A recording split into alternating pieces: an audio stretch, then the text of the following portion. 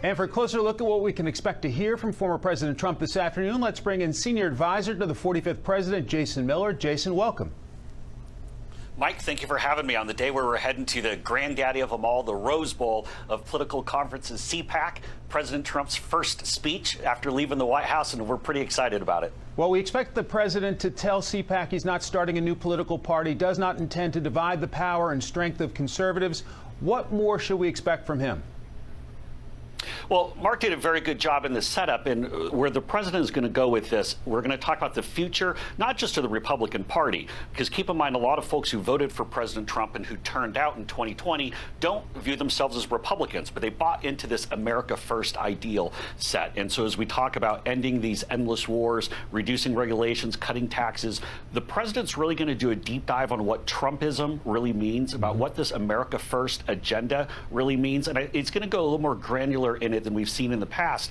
But also, President Trump is going to call out Joe Biden for what he says is the single most disastrous first month in presidential history. And all of the things that President Trump predicted back on the campaign trail are now coming true, with Joe Biden and everything from capitulating to Iran and China, killing energy jobs, the whole cancel culture and trying to push identity politics. There's some really good stuff from President Trump coming up today. But again, it's forward-looking. It's talking about the future and how we win back the House and Senate. We have some excerpts of the former president's remarks. We can put a chunk on the screen. He is expected to say the Republican Party is united. The only division is between a handful of Washington, D.C. establishment, political hacks, and everybody else all over the country.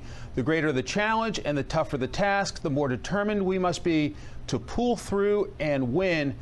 To be fair, though, Jason, wouldn't it be better for him to focus on Pelosi and Schumer instead of Cheney and McConnell?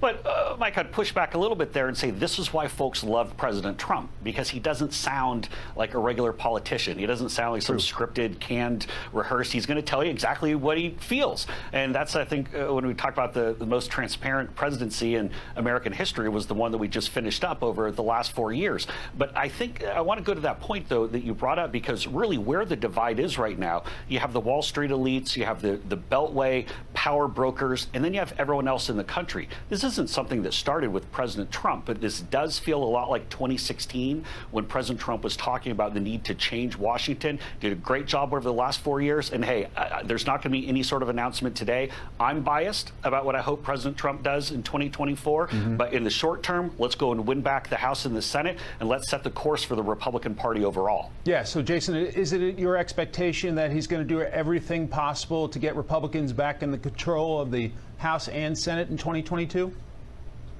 Absolutely. And a key part to this, the reason why he's going to be laying out Trumpism and the America First agenda, is so what folks understand, this is what it means to carry on this movement. This is how we keep that record number of African American, Latino American, Asian American voters in the coalition. Because as I started off by saying, a lot of the folks who supported President Trump in 2020 don't wake up and say, I'm a Republican. They wake up and say, I'm a taxpayer. I want to get our schools reopened. I want to get the vaccine distributed to folks. I want to have a strong national defense. And as the president is going to start with in his speech today, he's going to talk really strongly about the southern border and how it's just completely idiotic that Joe Biden is pushing towards amnesty and stopping wall construction. This is what we have to do to keep this coalition together. And the final thing I'll say, keep in mind, it's only 44,000 votes between Wisconsin, Georgia, and Arizona that separated this last election. We have the coalition. We have the right ideas. Let's go and win everything back in the midterms. Jason, is there any concern at all that he's coming back too soon? It's only February 28th of 2021.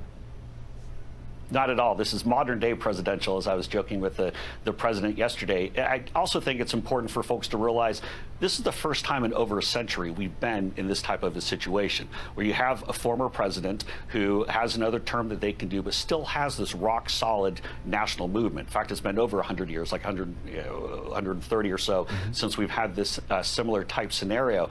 And for President Trump, all the polling, everything from independent polling to our own polling, show that the Republican Party views him as the flag bearer. He is the one who can carry it forward. This is his time to continue leading. He's looking forward to stepping up and doing it starting today. Jason Miller, we look forward to the speech. Thanks so much for your time.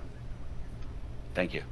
Stay on Fox News Channel today. We will bring you former President Trump's entire speech to you live as it happens right here at 3:40 p.m.